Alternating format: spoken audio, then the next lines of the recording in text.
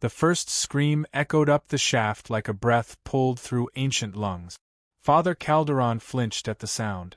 He stood at the edge of the descent platform, just beyond the reach of the iron spiral that led into the black beneath the basilica. The air here smelled of stone, candle ash, and the faint, unmistakable copper tang of blood. They had sent 6 men down 20 minutes earlier.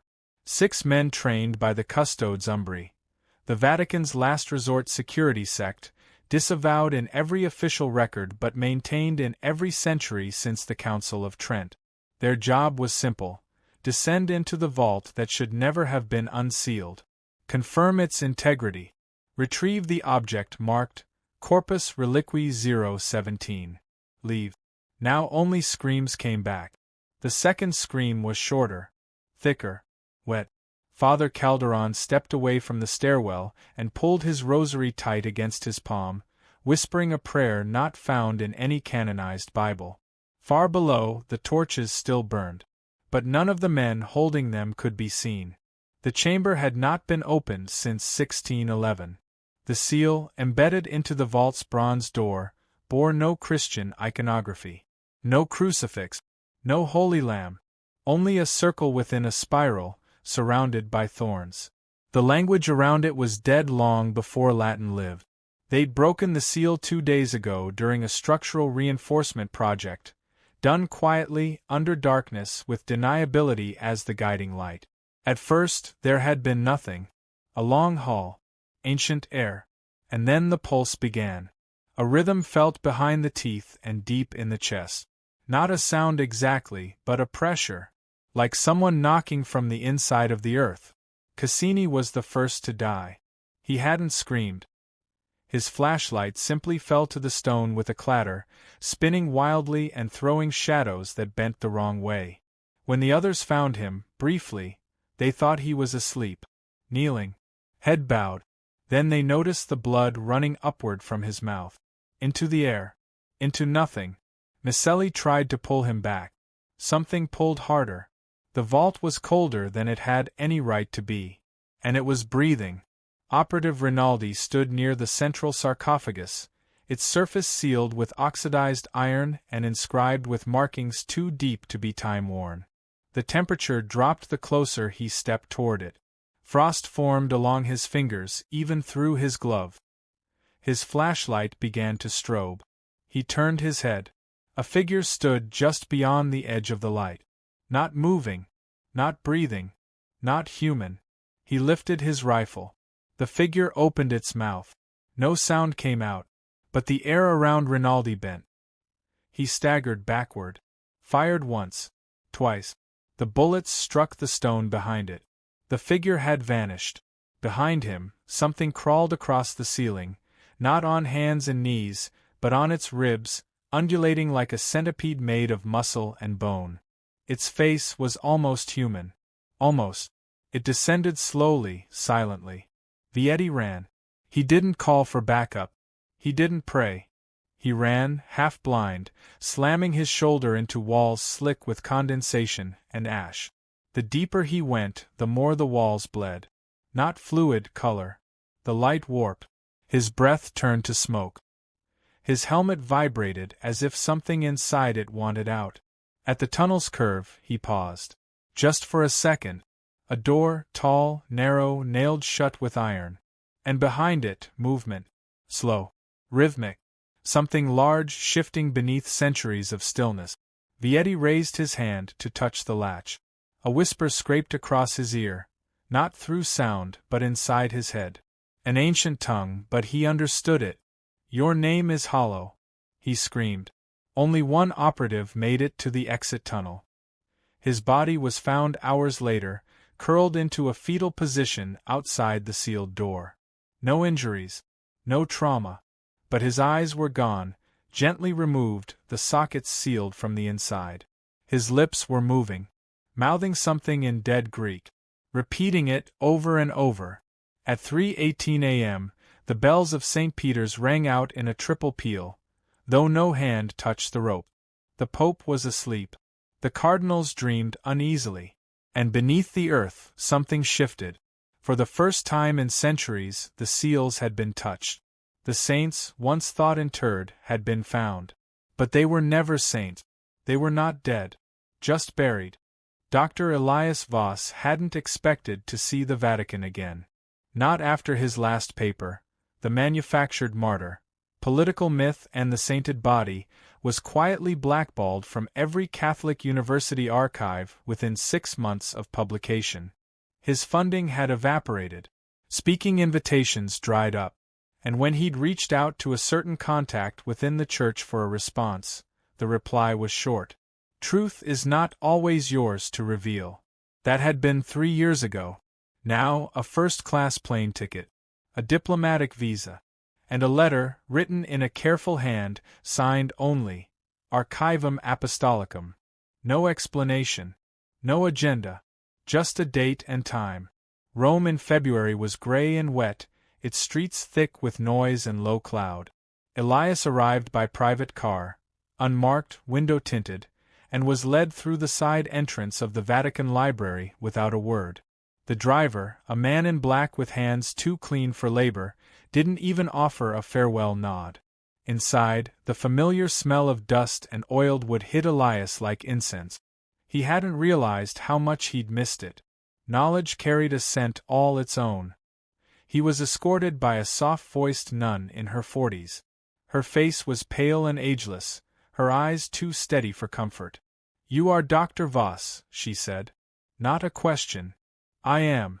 You understand discretion." "Generally." "Good. You'll be working in the closed section. The materials are restricted. Photocopying is forbidden. Transcription will be handwritten and reviewed." "Reviewed by whom?" She didn't answer. She turned down a corridor instead. Her name, he would later learn, was Sister Talia. The room assigned to him was buried in the sublevel beneath the library. Not the catacombs, but close. No windows. A single desk. 4 walls of books he wasn't allowed to touch. In the center of the desk sat a single manuscript. It was bound in red leather. Or what looked like leather.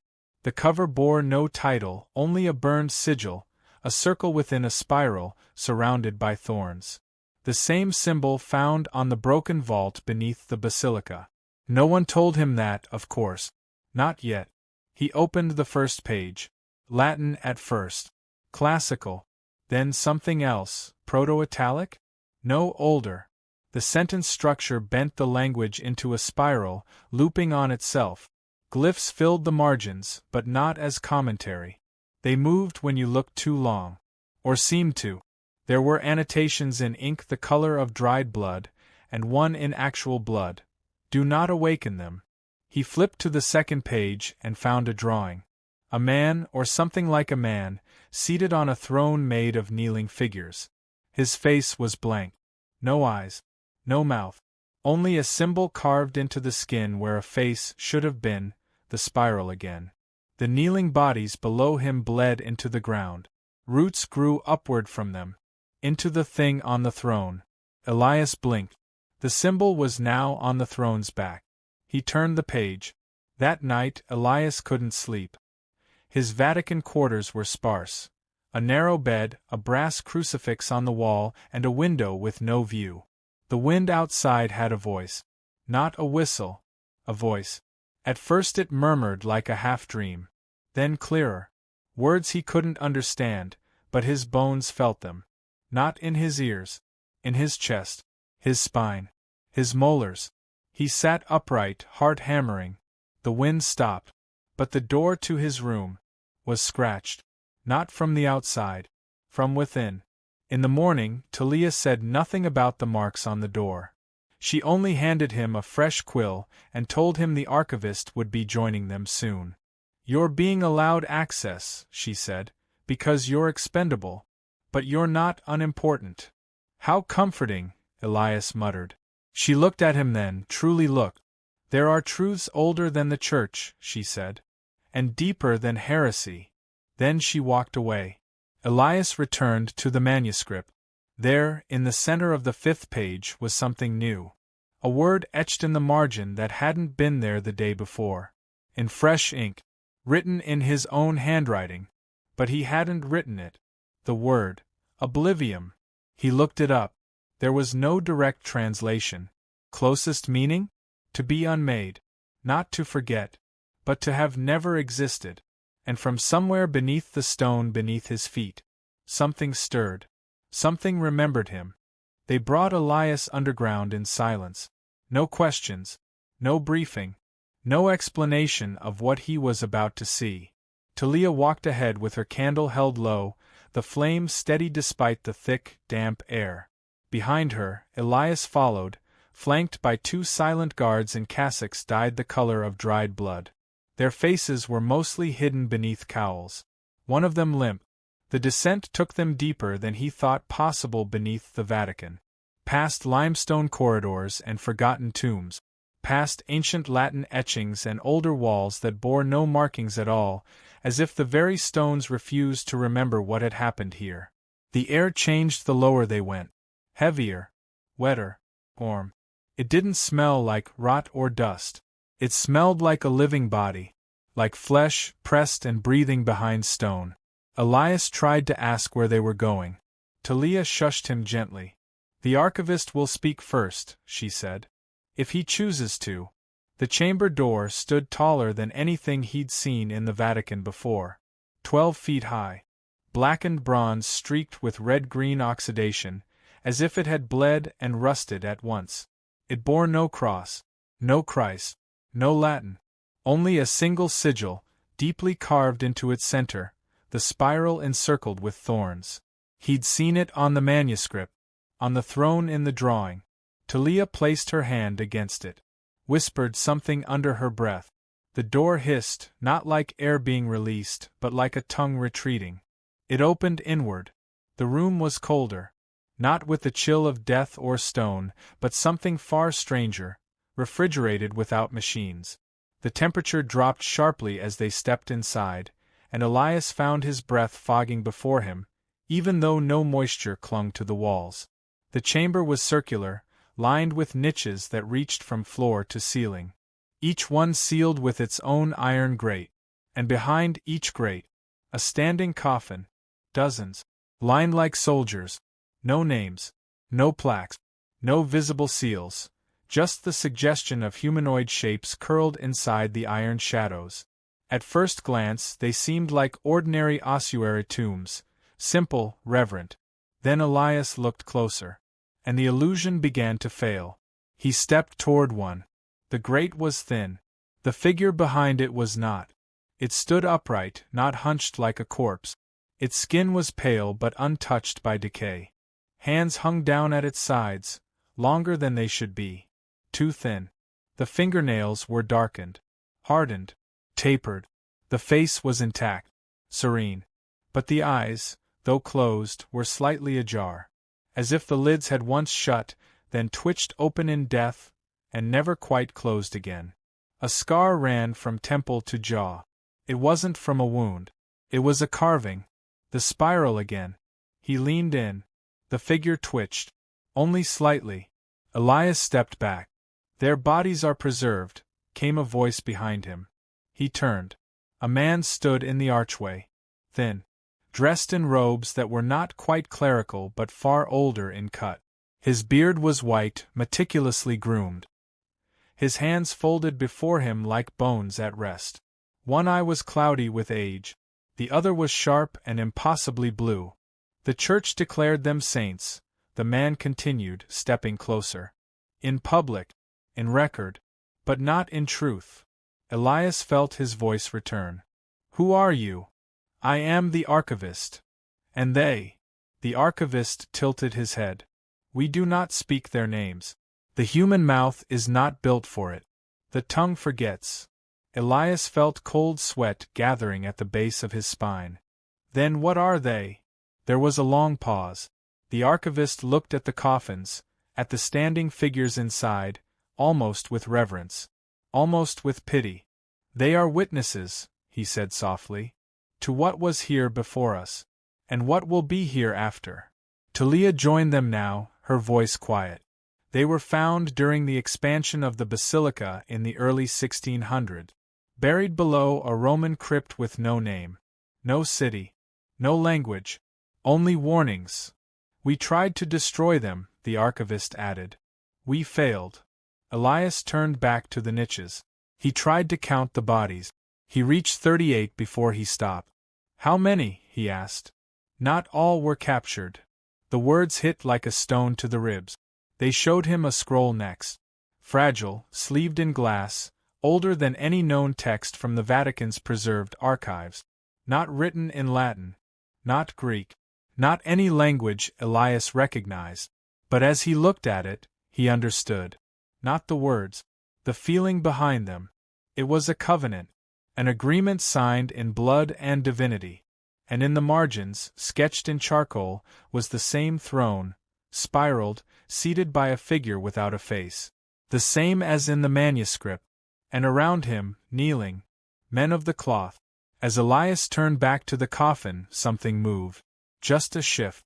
But the temperature in the room dropped even further. One of the figures opened its mouth. Not to breathe. To smile. They locked the chamber again, though Elias had the creeping sense that the act was symbolic at best. The doors, heavy as they were, didn't groan this time when they sealed. No hiss, no click of mechanisms. Just quiet. As if the room itself had anticipated its return to silence. Back in the corridor, Elias turned to Talia. How long have you known? Her eyes stayed forward. Longer than I've admitted to myself. You said they were witnesses. They remember what was before. Before us. Before churches. Before language. Before God. Talia glanced at him then, just for a moment. Before our idea of God. They returned him to the manuscript the next morning. But something was different now. The pages felt warmer. The ink bled slightly at the edges, as if it had been written recently. He flipped back to the 5th page, where the word oblivium had appeared the day before. It was still there. But now there were 2 more words beneath it. Not yet. His heart paused. The ink was fresh again. Still wet. Elias stood from the desk. He turned to the corner of the room and stared, convinced something was there. Watching. But the corner was empty. For now. That evening, the bells in the northern tower rang once. Not a scheduled chime. Not at the top of the hour. Just a single, deep toll, low and echoing. Elias barely looked up from his notes, until the second toll came 10 minutes later. And the third, 9 minutes after that. He checked the tower from his window. No one was up there. The bells were tolling themselves. Elsewhere, beneath the basilica, a sarcophagus cracked. Just a hairline fracture. But it ran the length of the sealed iron, like a line of sweat tracing down a sleeping body's spine. No alarms went off. No one heard the groan of iron giving way. But inside that coffin, something twitched. A finger. Long, pale, jointed wrong. It curled once, then settled again. Waiting. In the middle of the night, Elias awoke choking. Not coughing, choking. On water. Or something like water. His mouth was full, his lungs heavy, though he hadn't swallowed anything. He stumbled to the bathroom sink, hacking into the basin. What came out was clear at first. Then darkened. Tinted red. He wiped his mouth and stared at his reflection. Behind him, in the mirror, a face. Not his. Gone when he turned. But he had seen it. Wide eyes. Black lips. Skin like wax stretched too tight. And it had been smiling. He found Talia the next morning, sitting alone in the garden chapel, barefoot in the grass, rosary limp between her fingers. "They're stirring," she said without prompting. "Is this normal?" She looked at him with tired eyes. "Nothing about them is normal. Why not destroy them? We tried. In 1634, Pope Urban ordered a full purging. Holy fire. Blades dipped in relic oil. Chants that took 3 years to compose. 20 priests entered. Only one returned. He had no tongue. What did he say?" Talia looked away. "He wrote, we were the ones who changed. Not them." That night, a guard went missing. The man had stood post outside the sublevel since Elias arrived, tall, silent, always with the same book in his coat pocket. the imitation of Christ. He rarely spoke. In the morning, only his cassock remained. It was folded neatly on the floor outside the sealed door. On top of it, his rosary. The beads had been melted into a solid, fused strand. And beside it, carved directly into the stone, he saw. Back in the archive, Elias found new pages in the manuscript. They hadn't been there before. Fresh parchment, blank at first, but as he watched, ink bled upward from the fibers, writing itself before his eyes. No hand, no pen, only symbols rising, twisting, organizing. Then, in plain Latin, "Do not fear the dark. Fear what remembers the light." He blinked, and another line appeared. "One will open, one will speak, one will call." Talia entered the archive, her steps faster than usual. She looked pale. The edge of her wrist was bruised. "They've told me we're sealing the chamber again," she said. "Sealing it didn't work last time," Elias replied. She nodded. "That's what worries me." Later that night, Elias returned to the corridor outside the sealed chamber alone. He shouldn't have. He told himself he wouldn't go inside, only listen. But as he neared the door, he paused. Because from behind the iron, a voice spoke, not in words, not out loud, but in his bones, like the rumble of a name that existed before sound. And he understood what it meant. Not fully, not consciously, but his soul flinched in recognition. The archivist summoned Elias the following morning without warning. A knock. A whisper. Now. Talia didn't come this time. They walked in silence through corridors Elias hadn't seen before. These walls were different, older than the catacombs, smoother than the carved limestone above. The air was dry here, brittle. Every breath tasted like salt and parchment. The archivist led him into a narrow chamber lit by a single red bulb. No windows, no crucifix, no Latin inscription above the door.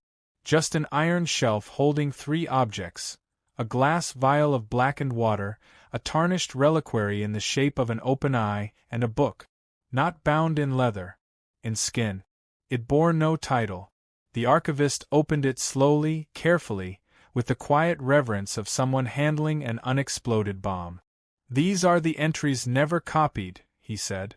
"This is what was too dangerous to canonize." Elias leaned forward. The script was delicate but sharp, letters cut into the pages with a stylus rather than ink. Blood had filled the grooves later. Each page a confession. Each line a desperate attempt to forget. The first entry was dated October 12, 1610. The handwriting was fast, desperate, splattered. "They do not bleed as men bleed. We tore them open and they only smiled." Father Domenico touched one with relic flame. He burned instead. "We locked them in iron. They stood for days, watching. No breath, no rot, till they began to whisper to the novices. Now they worship them." Elias turned the page. The next entry was worse. Pope Paul ordered the burning of the first chapel. The altar cracked. The crack bled. The blood did not dry. "We buried them deeper." Sealed with scripture never spoken aloud. But the spiral appears on every new wall. Even fresh stone. Even in our dreams. Elias read until his fingers trembled. The scroll he had seen earlier had been only one of many. Dozens of attempts to appease, bury, rename. And finally, when nothing else worked, to worship them in secret. That was the Vatican's hidden compromise. If they could not kill them, and could not contain them, they would serve them. Clothe their presence in ritual. Wrap their hunger in holy song. And feed them quietly. Over centuries. Elias turned to the archivist, barely able to speak. "Why show me this?" The man didn't answer immediately. Instead, he reached into a drawer and pulled out a photograph. Sepia. Blurred. Pre-modern. It showed a chapel, interior view, stone walls etched with spirals. Standing at the front, 7 men in robes, faces shadowed. Kneeling in front of them, a boy. Arms outstretched. Eyes open.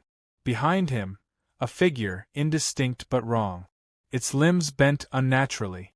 its shape uncertain, its presence undeniable. Elias stared at it, throat dry. The archivist spoke softly. Do you think holiness was born clean? Later, back in the archive, Elias couldn't bring himself to touch the manuscript. It sat open where he'd left it, but it felt heavier now. As if it had grown denser, aware of what he'd learned. He flipped to the middle and stopped. A new page had been added again. Still forming. This time there was no warning. No cryptic poetry. Just a single line, in perfect English. One of us is already free. The alarms didn't sound. There were no sirens, no flashing lights, just silence, vast and deliberate. When Talia found Elias in the archival reading room, she didn't knock. She stepped inside without a word and locked the door behind her. They're missing one, she said, her voice low. He looked up. What? One of the sealed ones. The 13th from the northern ring. Its coffin was open. The grate folded outward. You mean someone opened it? I mean someone inside opened it. She sat without invitation. Her hair was unkempt. She hadn't slept. We found Father Moretti in the hallway outside the containment wing, she added. He was kneeling. Mouth full of rosary beads. Hands clasped. Face torn clean off. Elias tried to speak and failed.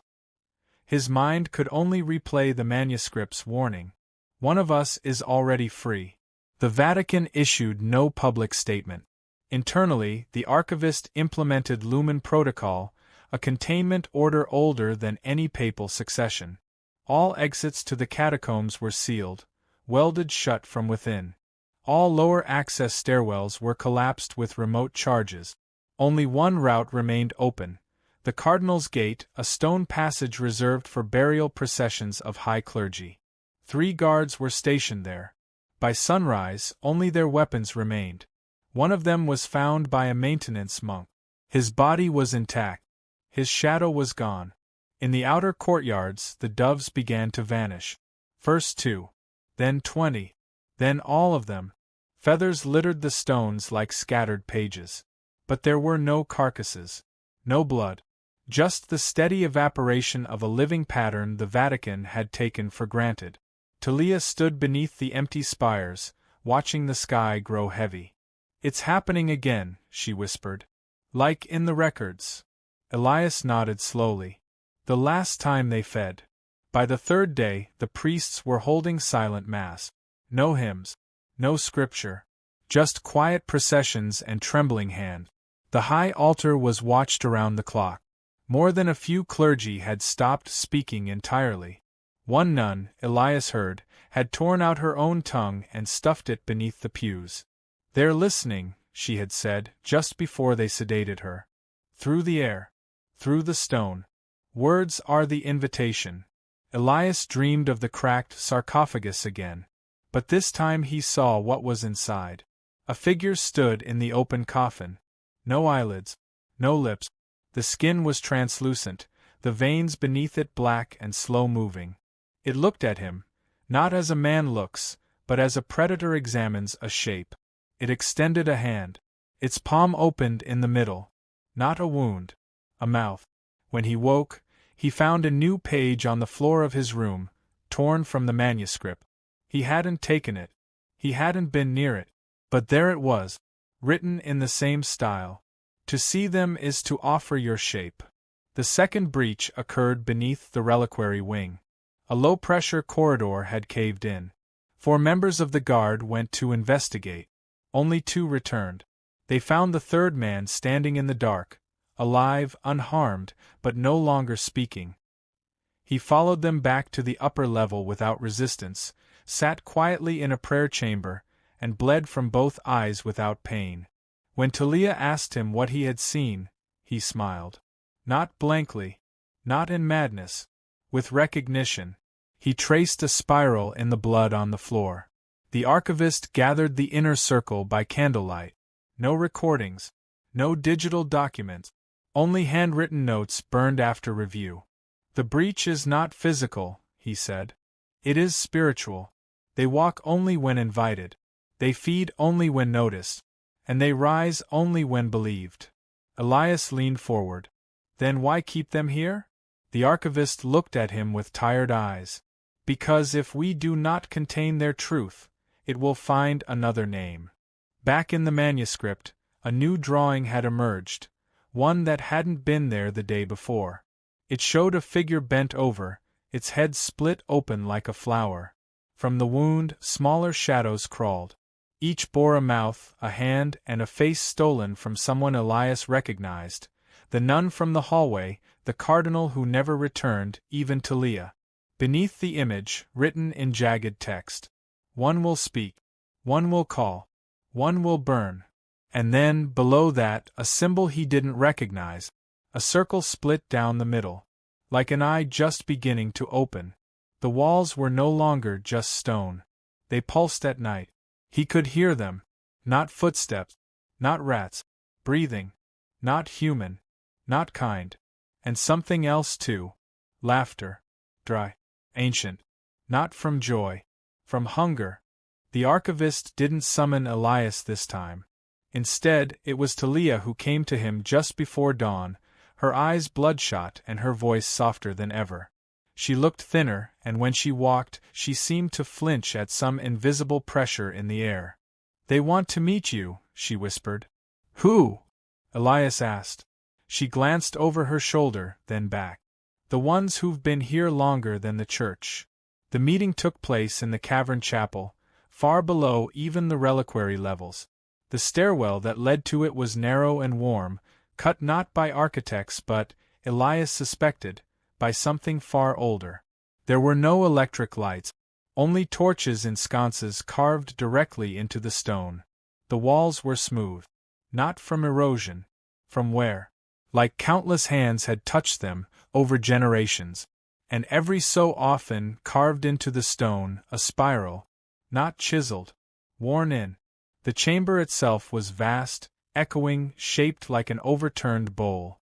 Dozens of robed figures knelt along the perimeter, hoods drawn, faces bowed, lips moving in wordless devotion. A narrow trench circled the center like a moat. Within it, ashes mixed with something darker, blacker, blood, fresh. At the heart of the space stood an altar, though it bore no cross, no reliquary, no symbol of Christ. Instead, it held a stone basin, carved into the shape of a spiraling eye. Inside it, something wet and shimmering, like oil but breathing. Elias stood at the threshold, frozen. Talia stepped beside him. "Welcome," she said, "to the Noctem Ecclesia, the night church." One of the kneeling figures stood. An old man, tall and thin, with a face more bone than flesh. His voice creaked when he spoke. "We have waited," he said, "for a reader with eyes not blinded by symbols." Elias's throat was dry. "You're with the Vatican?" A low murmur passed through the others. The man gave a half-smile. "We are below it." "Why haven't I heard of you?" "Because we're not spoken of. Not in record. Not in history. We are what remains when remembrance is too dangerous." They brought out a scroll, sealed in wax and bone, and handed it to Elias. It was older than anything he had seen. The parchment cracked at the corners. The symbols weren't written. They were branded, burned into the surface like warnings. "This was the original covenant," the old man said. "Before the canon, before the council, before Constantine. This is what your church was built to forget." Elias opened it slowly. The first line translated with almost impossible clarity. "The gods beneath us are not dead. They are only waiting to be worshipped." He kept reading. "When man began to pray, he prayed first to what fed him. And the oldest things that fed him were never kind. They showed him the records of sacrifice next. Ledger after ledger, marked in ciphered Latin, each one tracking individuals removed from the world without notice. Prisoners, heretics, nameless refugees, sent not to exile or trial, but below. Fed to the saints at intervals no longer publicized. Measured. Controlled. Accepted. "You still feed them," Elias said quietly. The robed figures did not answer. They only bowed. Talia brought him back up without speaking. She looked different now, emptied out, like something vital had been poured from her. When they reached the hallway outside his quarters, she finally stopped. "I used to believe in God," she said softly. "You don't anymore?" "I think," her voice caught. "I think I still do. But I don't believe we're His only children." That night, Elias returned to the manuscript. Another new page. But this one was not written. It was drawn. A map of Vatican City, accurate but distorted. The streets twisted at wrong angles. The basilica pulsed outward like a mouth preparing to speak. Beneath it, winding tunnels that resembled veins. In the center, beneath everything, a seed. Not a metaphor. A shape. Swollen. Cracked. And something inside it. A note beneath the image read: "He is waking. Not to feed. But to speak." At midnight, the high altar ruptured. Not with fire. With blood. Thick, black-red fluid poured up through the marble seams and flowed over the altar cloth like a baptism reversed. The candles blew out without wind. The crucifix above the pulpit tilted and fell face first. They found the Monsignor kneeling behind it, unharmed. But blind. He claimed he saw a crown made of mouth. He claimed it called him brother. The Vatican said nothing. But in the hidden halls the spiral returned. It appeared on windows where frost had never touched. It formed in spilled wine. It appeared on Talia's skin, across her back like a brand, raised and pulsing, though she never spoke of it. Elias watched. And wrote. Because he knew now. The truth beneath sainthood was not purity. It was hunger. And they had never buried it. Only fed it slowly. The incense curled around them like a slow, searching hand. Elias sat at the rear of the nave, half hidden beneath the choir loft, watching the centuries-old rite unfold with strained reverence. The mass of saints, once celebrated with restraint, now radiated with unusual pageantry. The gold vestments, the polished relics, the black-robed procession of attendants bearing reliquaries said to contain bones of martyrs, though now Elias questioned every one. The Pope sat high above, flanked by cardinals who swayed in rhythm with the organ's low thunder.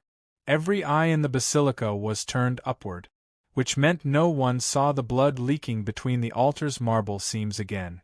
Elias did. Far below, in the cavern chapel, the Noctem Ecclesia knelt in wordless obedience. No Latin. No hymns. Just breath, drawn in and released in perfect synchronicity.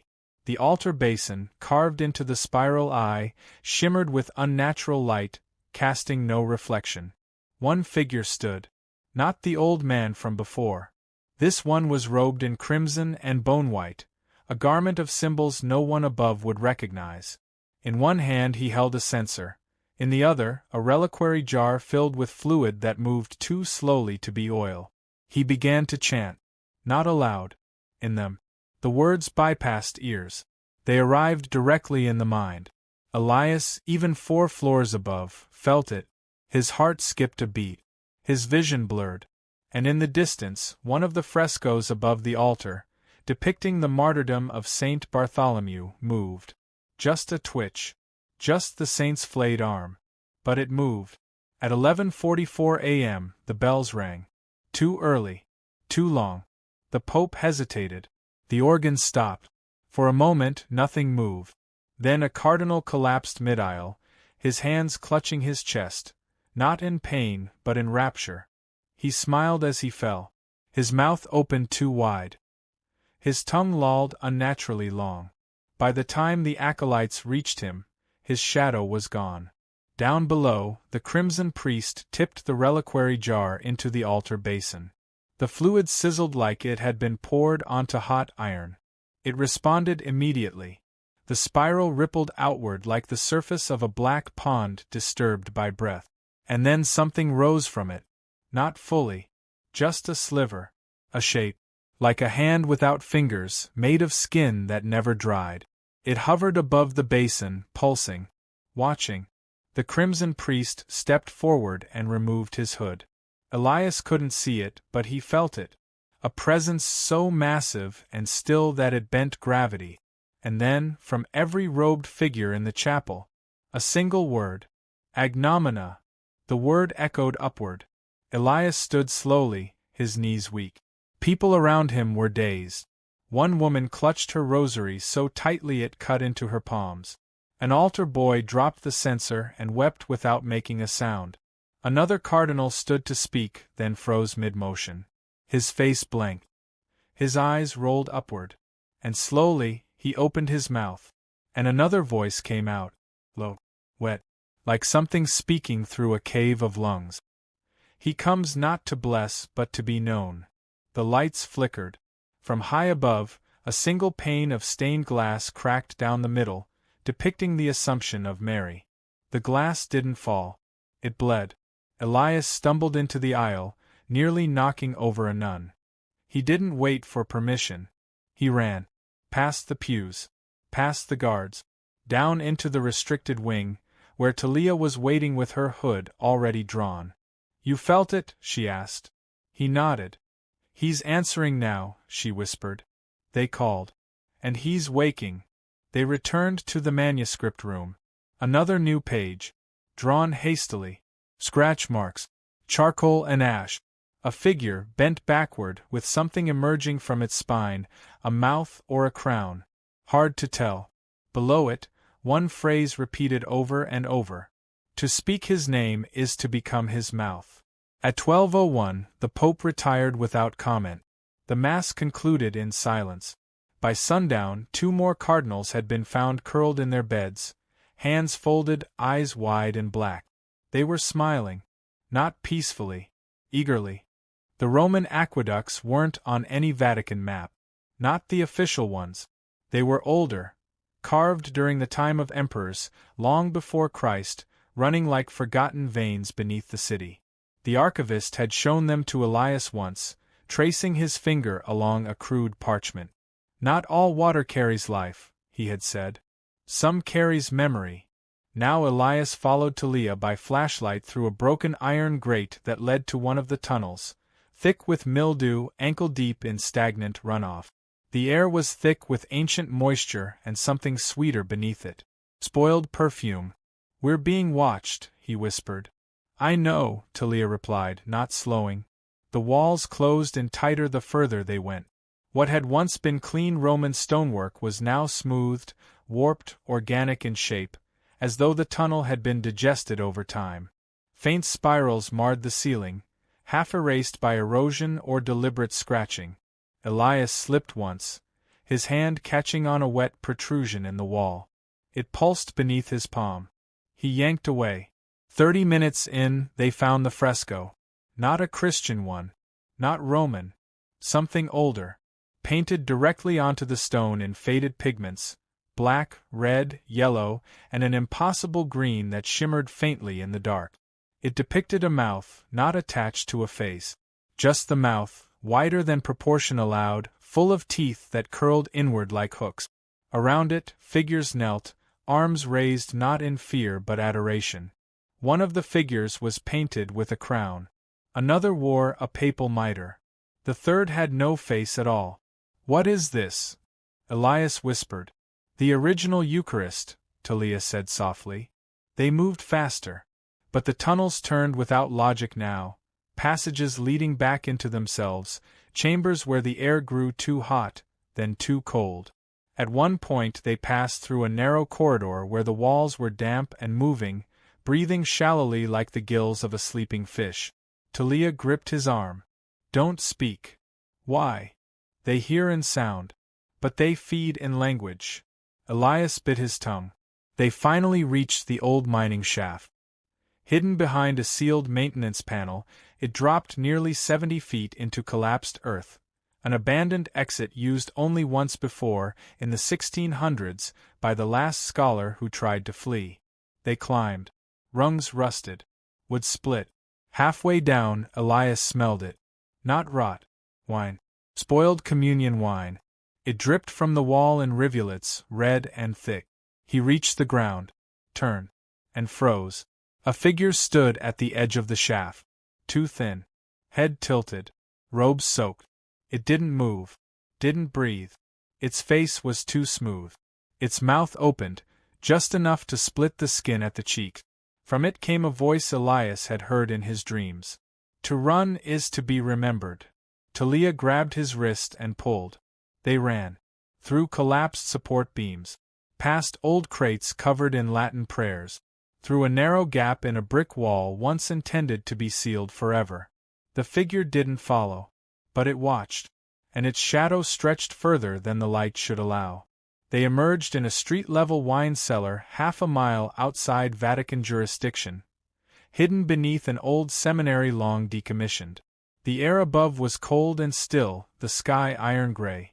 Elias collapsed onto the concrete and vomited. Talia leaned against the wall, her hands shaking. "We made it," he breathed. But she didn't answer. She was staring at something in her hand. A page. Torn from the manuscript. It hadn't been there moments ago. Elias took it from her slowly.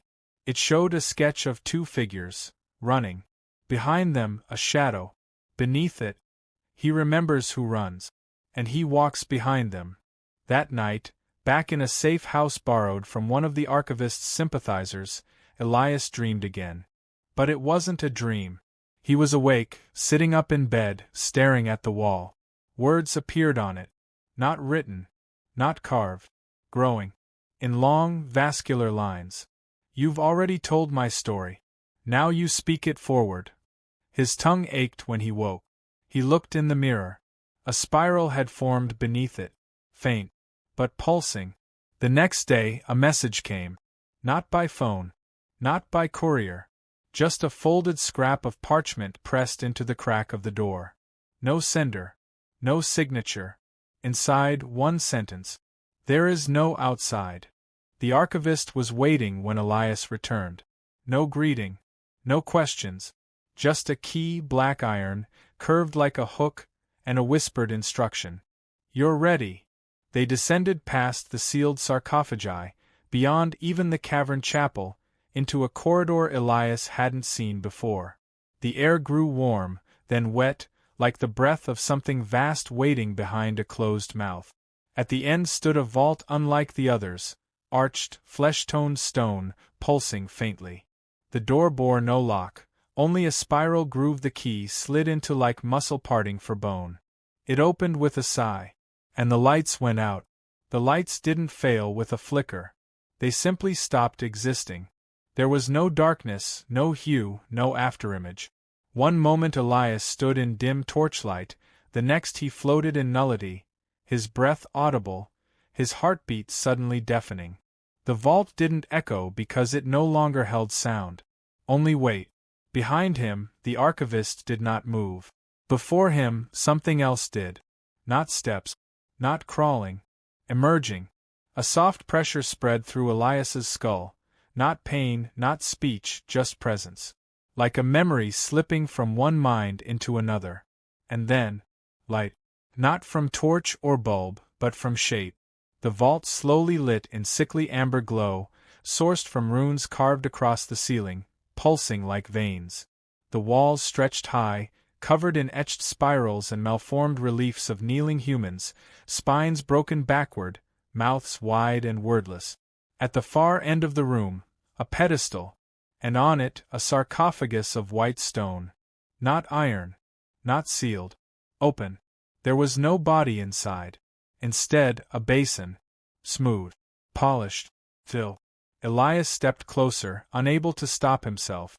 The liquid inside wasn't water or blood. It was memory. Images rose and broke the surface like bubbles. Or a planet choked in ash and fire. Or a cathedral made of bone, orbiting a dead star. Or a man on his knees, whispering prayers to a thing that wore his mother's voice. The basin showed more. Himself, as a boy, praying in a pew, except the crucifix above him watched him move. Talia, covered in ash, raising her hands as shadowy limbs coiled behind her. The world split open. The Lord, not yet awake, but already known. Elias fell to his knees, weeping. Not from fear.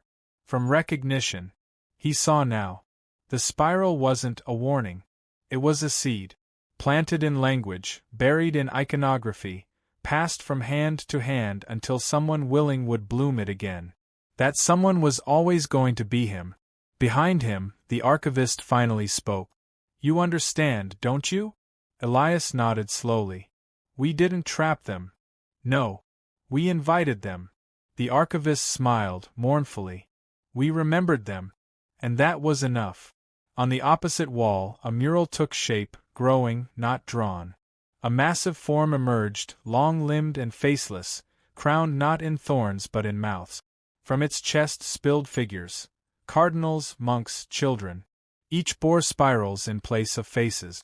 Each had his eyes. Elias staggered back, clutching his chest. The spiral on his throat burned. Not pain, activation. His mouth opened against his will. A whisper rose from it. Not his own. Speak me forward. The vault walls pulsed in time with the words. And in the basin, the memory began to reshape itself. Not history. Future. The vault breathed. Not metaphorically, not as poetic metaphor, but literally. Each stone exhaled in shallow rhythmic pulses, moving air in and out of the narrow chamber like lungs just beneath the surface. The breath was warm, wet, and ancient, perfumed with a sweetness Elias couldn't name but recognized all the same. He stumbled backward from the pedestal, the image of the basin still burned into his vision. The visions, the cathedral in orbit, the man praying to a voice shaped like a mother's tongue, they had not vanished. They had rooted. Somewhere behind his eyes, something had been planted. It pulsed in harmony with the vault, and he could feel it growing. The archivist stepped forward, but not toward Elias. He knelt beside the open sarcophagus, reverent and slow, placing one trembling hand on its edge. His head bowed in quiet devotion. She was the first, he said, voice soft. Not Eve. Not Mary. Not any of your saints. The first shape of worship. Elias's mouth was dry. What is it? The archivist raised his head slowly. The womb of memory. The words made no sense, and yet Elias understood. The basin was not a relic.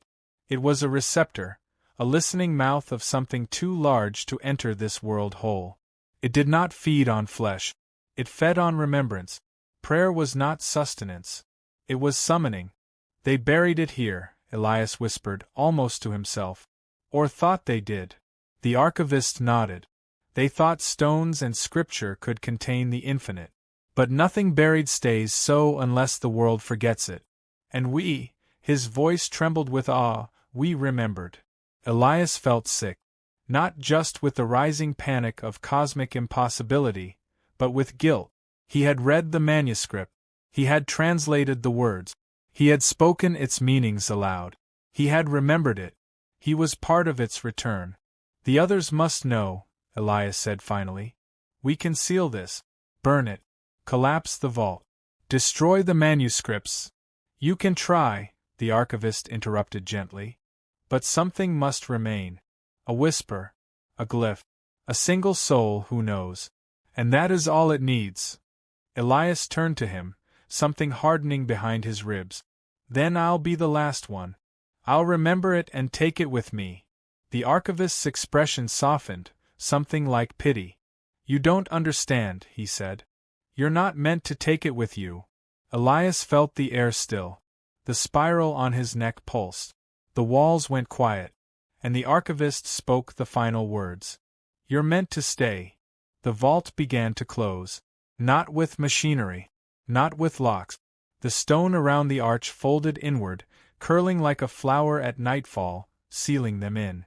Elias backed away. No. You've been chosen, the archivist whispered, his body now shaking.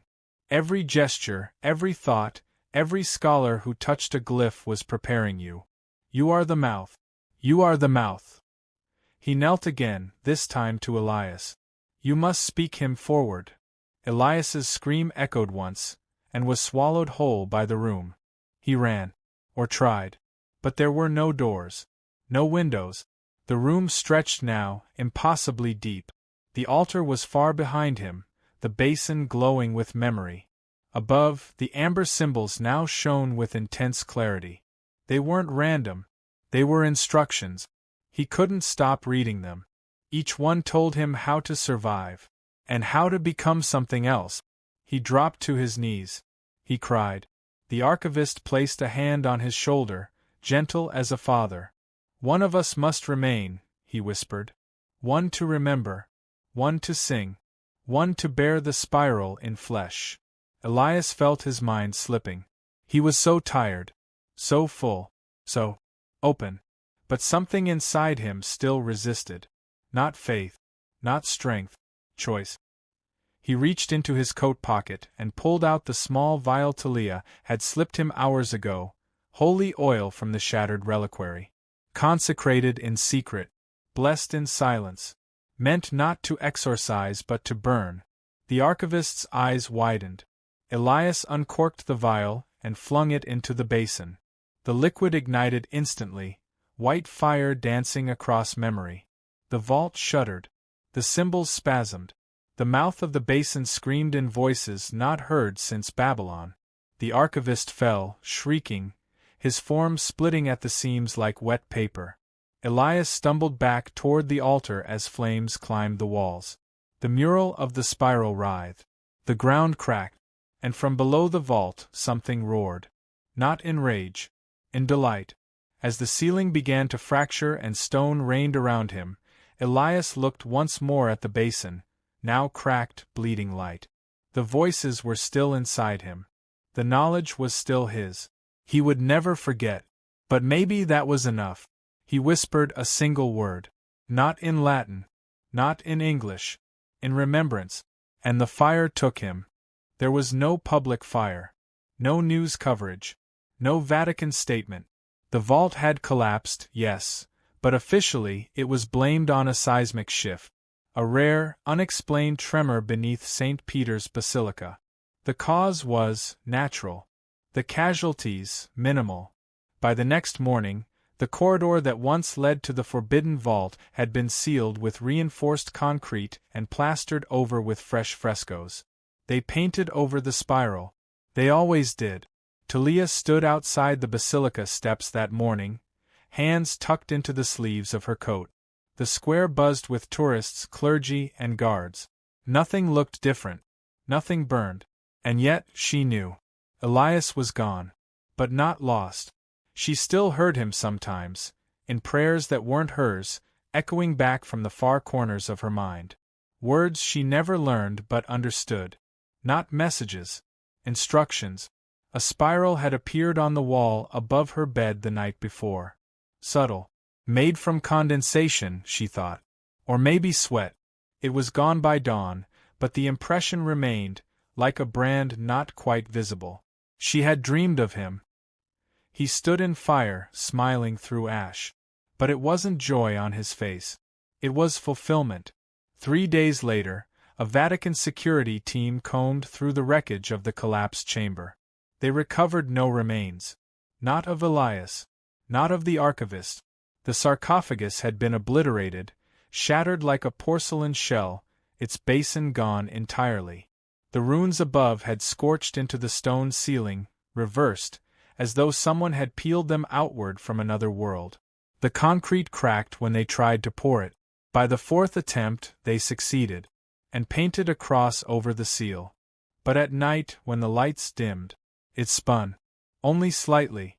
In Buenos Aires, a seminary student drew the spiral absent-mindedly in his hymnal. In Prague, an archivist discovered a page that had reinserted itself into a burned codex. It hadn't been there before. She hadn't read it, but now she remembered it perfectly. Back in Rome, a janitor found an old security tape no one had filed. Footage from the night of the vault collapse. Most of it static. But near the end, at 3:46 a.m., the tape played 10 seconds of clear, stabilized footage. It showed Elias, walking down a hallway away from the sealed vault, illuminated only by emergency strobes. His body was unharmed. His face unreadable. His eyes were spirals. The janitor showed no one. He simply walked to the Tiber that evening, stepped into the water, and didn't return. Above the Vatican gardens, the moon turned red-black 1 week later. Not for everyone. Not on any official report. But those who saw it would never forget it. They described it not as red, but as lit from beneath. Like something inside it was watching. Talia withdrew from the clergy. Officially, she took a sabbatical, but privately she wandered. She visited ruined monasteries. She asked old priests about pre-Christian rites. She listened to murmurs in dying villages. She searched for echoes, anything that confirmed the feeling inside her wasn't madness. In a chapel buried under frost in the Alps, she found a carving behind a false wall. A spiral, surrounded by teeth. She wept when she saw it. Not from fear. From recognition. In the U.S., a televangelist went off-script during a live-streamed sermon. His eyes rolled back. His voice deepened. You have worshipped what you understood. Now worship what you remember. The network pulled the feed. But the clip was already online. Uploaded, shared, downloaded. Thousands watched it before the takedown. And some of them began to draw. A new sigil was reported in graffiti on a church in Marseille. In glowing dust on a hospital floor in Mumbai. In the grain pattern of a tree split by lightning outside Kyoto. In all of them, the spiral.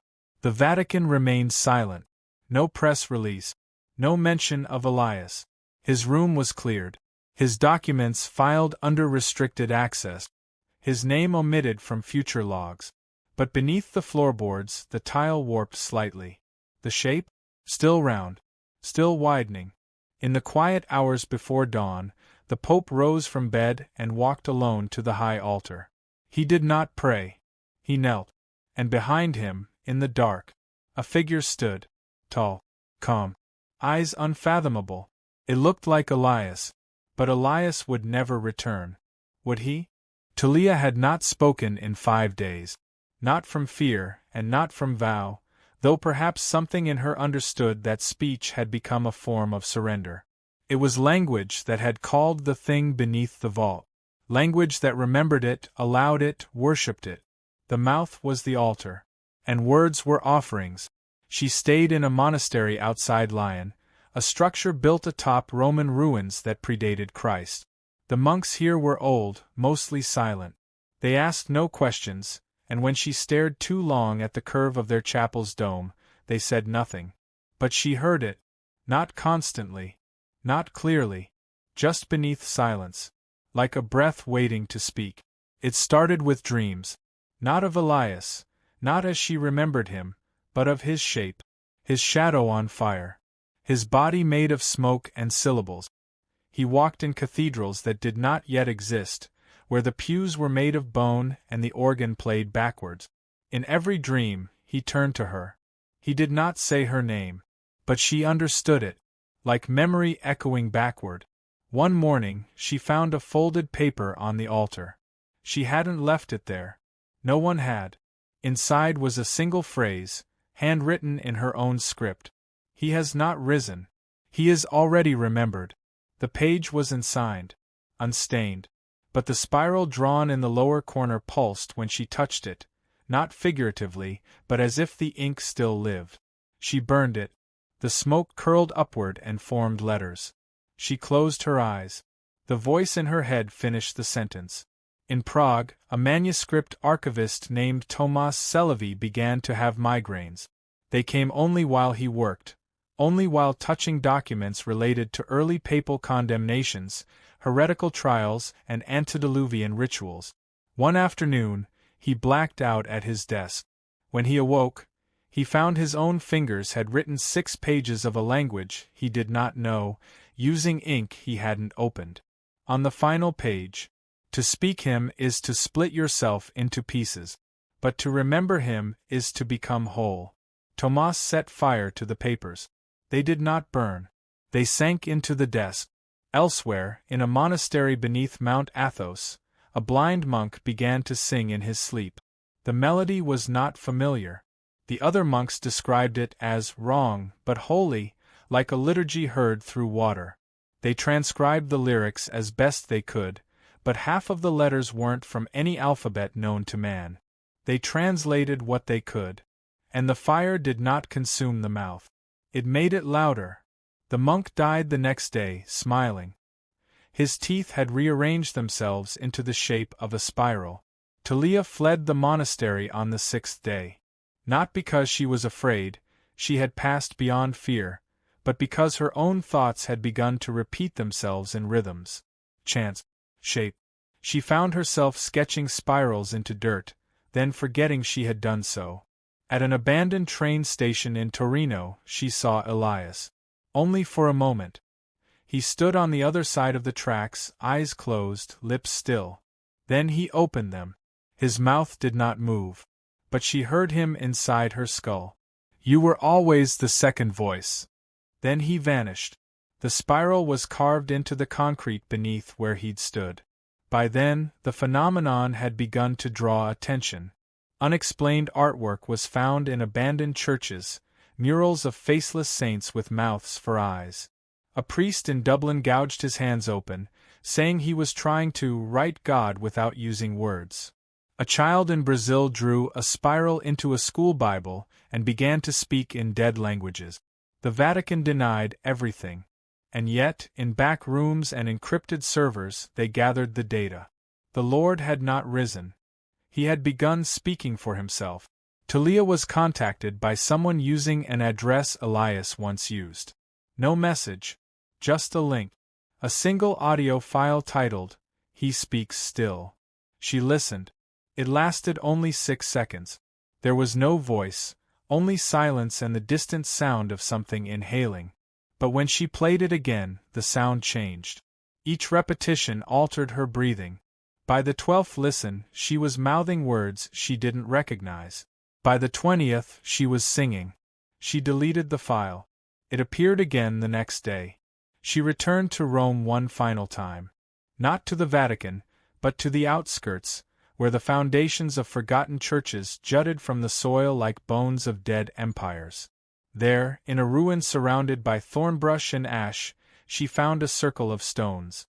At the center, a spiral carved into the dirt, untouched by weather. She knelt beside it and listened. No one spoke, but the wind formed shapes in the air. And in those shapes, memory. Elias's voice, no longer human, no longer his, spoke without lips. "You do not speak me with sound. You speak me with thought. And thought is worship."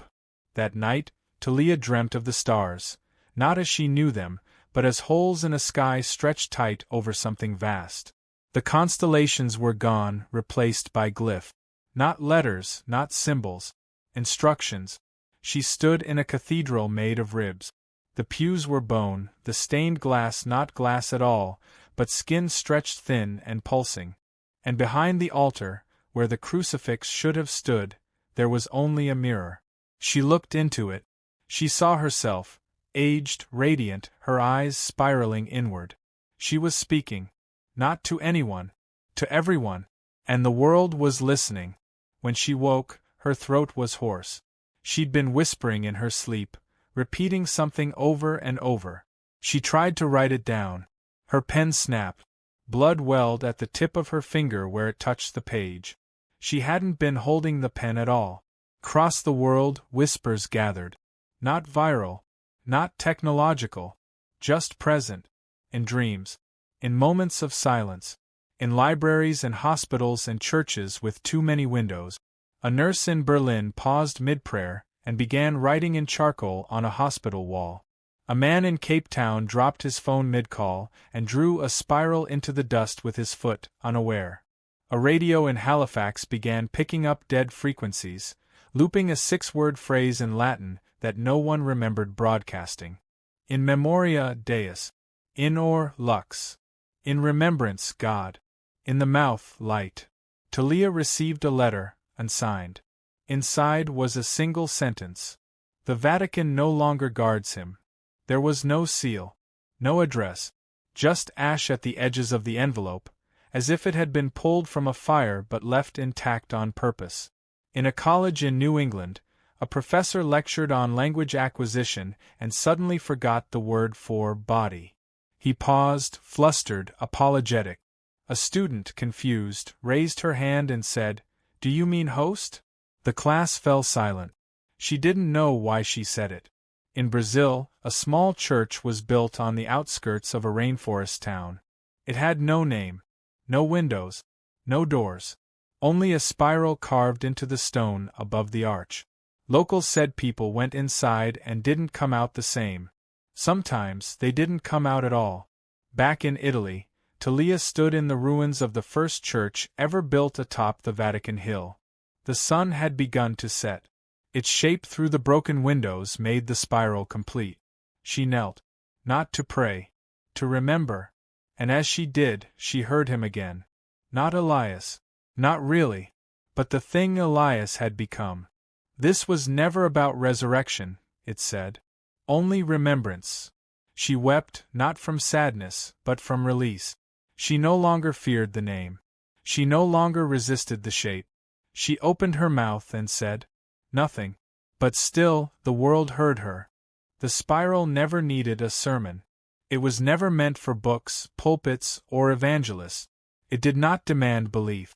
Only remembrance. And now, across the world, in corners untouched by Holy Writ, it remembered itself. The churches didn't close. They simply changed. In a cathedral in Lisbon, a new stained-glass window was installed without commission.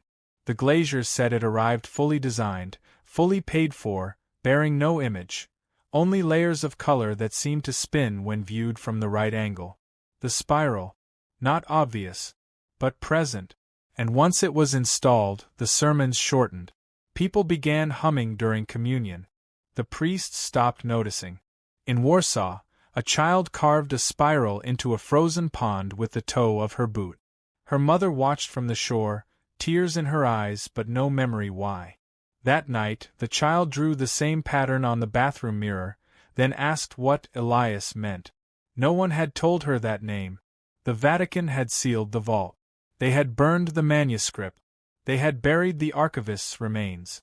And yet the memory returned. In sermons, in dreams, in language. It arrived as song, as whispers, as scribbled glyphs. The spiral was patient. Its worshippers didn't even know they were worshipping. The age of prophecy was over. Now came the age of recognition. Talia walked the streets of Rome with no destination. Her robes were gone. Her hair was wild. Her eyes saw things others refused to look at. She passed tourists, bishops, musicians, and mothers, all unknowingly mouthing rhythms that weren't hymns. All of them speaking him without sound. She entered a chapel built in 1482. It had been abandoned for decades. The wood inside was rotten. The pews cracked. But the altar was new. Fresh stone, untouched by tools. Etched in the center, the spiral. She knelt, placed her hand against it, and waited. The world fell away. She stood in a space that wasn't space. Above her stretched a sky like bruised glass. Beneath her, bone. Around her, others. Some she recognized. Some she had never seen but somehow loved. They stood in a wide ring, silent. In the center, something vast began to rise, not from the ground, but from memory itself. A shape too large to be held by flesh or geometry. A mouth with no body. A crown with no head. Limbs that twisted, folded, vanished, and returned in impossible configurations. And in its shadow, a figure emerged. He was shaped like Elias. But he had no face. Only a spiral. The figure opened its arms, not in welcome, but in inevitability. And behind Talia, each of the others began to whisper. Not prayers. Not names. Remembrances. One recited the first time they saw the spiral. Another remembered the moment they dreamed of a church made of teeth. Another described a burning void where heaven used to be. They weren't summoning him. They were becoming him. One memory at a time. Talia stepped forward and took the Elias shape's hand. It was warm. Not with blood. With thought. What am I? She whispered. And from everywhere came the answer. You are my echo. You are what memory shaped into flesh. You are what remains when belief dies. The shape leaned close, and for the first time she saw its face. Her own. Back in the waking world, the spiral continued. Carved into stone. Spoken in laughter. Drawn by children. Not feared. Not questioned. Only remembered. The Pope no longer appeared in public. But the bells still rang. and every seventh Sunday, the air in the nave would shimmer faintly, as if heat were rising from cold marble. No one remarked on it, but the acolytes began humming in unison. They didn't know why. In a hollow chapel beneath a mountain in Nepal, a small group gathered by candlelight. They did not speak. They did not pray. They drew. Each made a spiral. Each different. Each perfect. A child placed a hand in the center and smiled. The others wept with joy. Somewhere in the Arctic Circle, in a research station cut off from the world, a scientist closed his notebook and stared at a wall that had begun to pulse. He did not panic. He opened his mouth and began to speak. The language was not his, but it was remembered. There would be no resurrection, only a rewriting, a slow, beautiful erosion of everything once thought holy. The new gospel had no pages, only spirals. The new God had no name, only mouths that remembered him. And the world, broken and quiet, listened, because it had already known. The Vatican lied. Those weren't saints down there. They were memories, and memories do not die. They only wait.